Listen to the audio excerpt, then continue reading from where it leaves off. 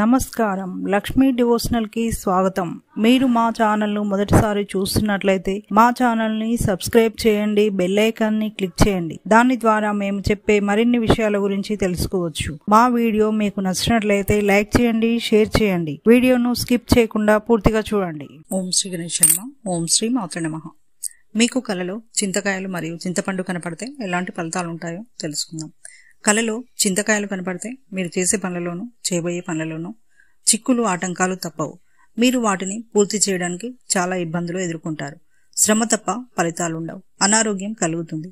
మానసికంగా ప్రశాంతతను కోల్పోతారు. వ్యాపారస్తులకు కలలో చింతకాయలు కనపడితే వ్యాపారంలో మంచి లాభాలు చూస్తారు.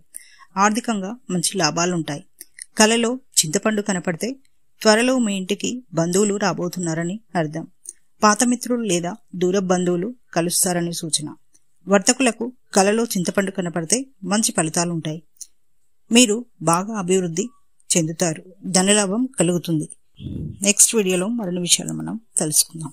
Thanks for watching. ఈ వీడియో మీకు నచ్చినట్లయితే లైక్ చేయండి, షేర్ చేయండి, మా ఛానల్ని సబ్స్క్రైబ్ చేయండి.